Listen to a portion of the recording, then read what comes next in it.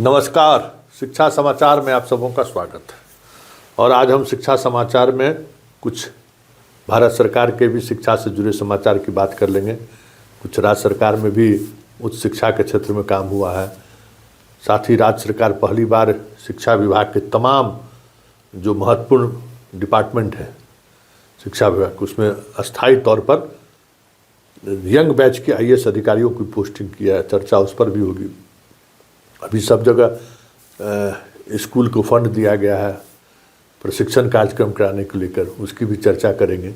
कुछ प्रशिक्षण के नाम पर हेडमास्टर साहब लोग क्या कर रहे हैं। सो चलिए शुरुआत करते हैं। भारत सरकार ने जैसे यूजीसी है, टेक्निकल संस्थान है, इस सबको जो मान्यता देती है, जिसको फंडिंग देती है, उसको लेकर अब एक अलग से एक मॉनिटरिंग डिपार्टमेंट बनाने का फैसला लिया है, जो फंड के एलोकेशन में विशेष तौर पर ध्यान रखेंगे। हालांकि उससे मेडिकल काउंसिल को अलग रखा गया है, लेकिन यूजीसी सहित टेक्निकल यूनिवर्सिटी जितने हैं, मतलब टेक्निकल यूनिवर्सिटी को देखने वाली जो संस्थान है, उसको अब अलग से एक मॉनिटरिंग के लिए एक अलग से विभाग भारत सरकार ने बनाया है, जिसकी आज कैबिनेट में मंजूरी दी गई है। उसके अलावा उच्च शिक्षा जो अलग किया गया था, फिलहाल वहाँ तो सेक्रेटरी की पोस्टिंग हो गई है। साथ ही आज सुनील कुमार को ही उच्च शिक्षा विभाग का मतलब मंत्री का प्रभार, अब तो मंत्री अलग होंगे ना, तो प्रभार उनको दे दिया गया है। और विमानन वाला मुख्यमंत्री अपने पास रखे हैं और श्रम संसाधन वाला जो है वो टाइगर साहब को ही दे दिया गया है। मतलब विभाग का वितरण हो गया, जो 3 नया विभाग बना था उसमें मैंने मुख्यतः शिक्षा की बात हम कर रहे थे। इसके अलावा पहली बार ज्वाइंट सेक्रेटरी अजय यादव को जो प्रभार में थे उनको मुक्त करके वहाँ एक आईएएस अधिकारियों को सीधे तौर पर डायरेक्ट आईएएस अधिकारियों की पोस्टिंग हुई है। प्राथमिक निदेशक में डायरेक्ट आईएएस अधिकारियों की पोस्टिंग हुई है। उसके बाद जहाँ पुस्तक बच्चों का छपता है वहाँ डायरेक्ट का हुआ है।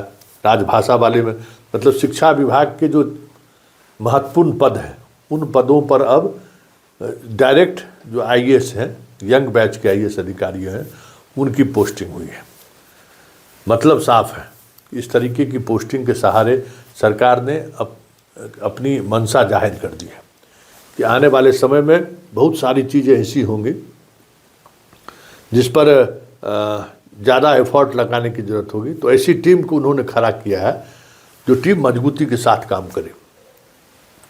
एसीएस बी राजेंद्र हैं ही, उसके अलावा उनके पास एक आईएएस अधिकारियों का लेयर, मतलब फर्स्ट लेयर सेकेंड लेयर से लेकर एकदम पूरी तौर पर आईएएस अधिकारियों का एक कवच यंग आईएएस अधिकारियों का दिया गया है उनके सपोर्ट के लिए, कि वो जो आदेश करें उनको एग्जीक्यूट करें, उनको 100% लागू करें। इस पर विशेष जोर दे रही है सरकार, ऐसा इस पोस्टिंग से समझा जा सकता है। अमूमन यंग बैच के आईएएस अधिकारियों की पोस्टिंग का मतलब वही है, संकेत वही है। साथ ही कुछ और जो शिक्षा विभाग से जुड़ी हुई अन्य जो विभाग हैं, जो जिला में जितने पोस्टिंग हुई है सिद्धार्थ के समय में, जिसमें बहुत तरह के वरीयता का ख्याल नहीं रखा गया है, उसकी मॉनिटरिंग भी होगी। और हमें लगता है कि दिसंबर में जाते जाते कई जिला के शिक्षा पदाधिकारी और स्थापना डीपीओ का ट्रांसफ़र की तैयारी चल रही है। हमें लगता है कि ट्रांसफ़र, क्योंकि कुछ असहजता महसूस कर रहे हैं बी राजेंद्र, तो उसका हमको लगता है असर कहीं तबादले पर न देखने को मिल जाए। तबादला हो बड़े स्तर पर तो कोई बड़ी बात नहीं होगी।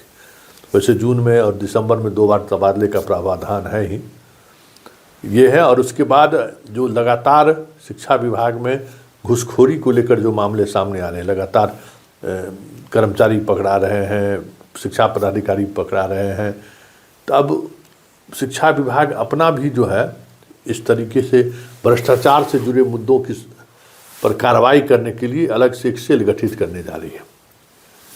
भाई उस तरीके के मुद्दों पर खास नज़र रही कि वहाँ भी आप कंप्लेन कर सकते हो।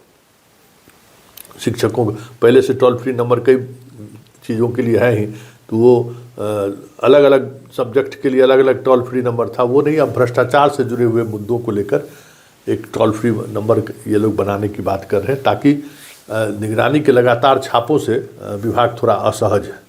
और बदनामी भी हो रही है कि पूरा लूट मचा हुआ है शिक्षा विभाग में। तो उस लूट मचने की बात की जो छवि है ना, उसको बदलने की कवायद चल रही है।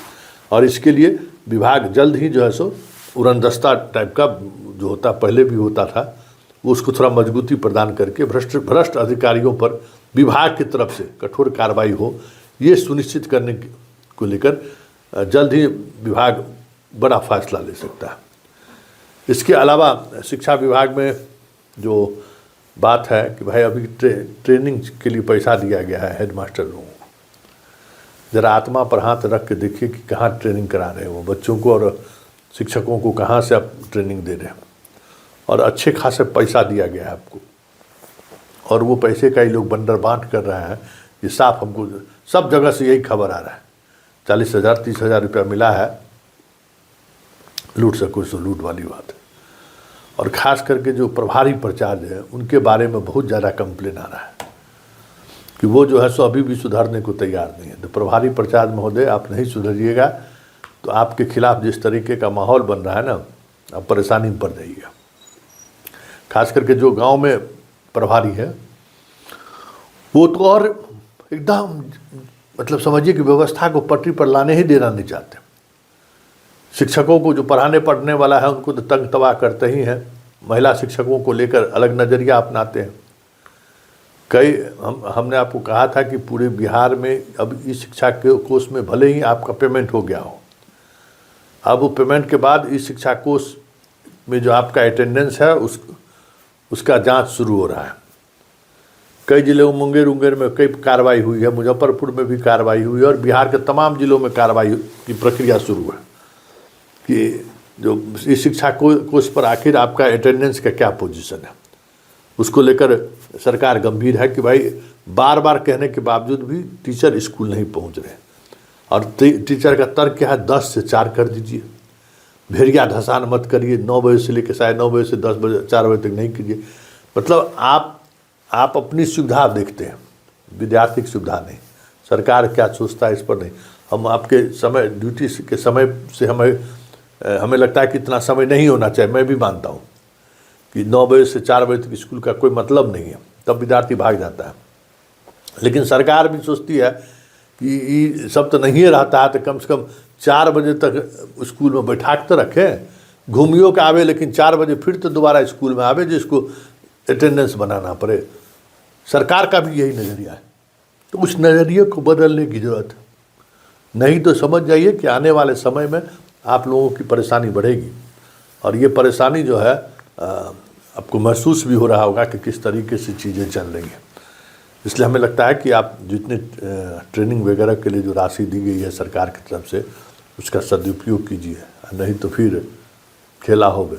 सोच लीजिए, एक शिकायत पर जो है सो, क्योंकि अब समझ गया है कि मास्टर के कमजोरी ट्रांसफ़र है, आपके खिलाफ कंप्लेन है, सस्पेंड उसपेंड ट्रांसफर जिला बदल कर देना है, बस हो गया। रोते रहिए, गाते रहिए। इसलिए चाल चरित्र चेहरे में बदलाव लाइए। महादेव चाल चरित्र चेहरा में बदलाव लाइए। चलिए फिलहाल शिक्षा समाचार में इतना ही, इजाज़त दीजिए, नमस्कार।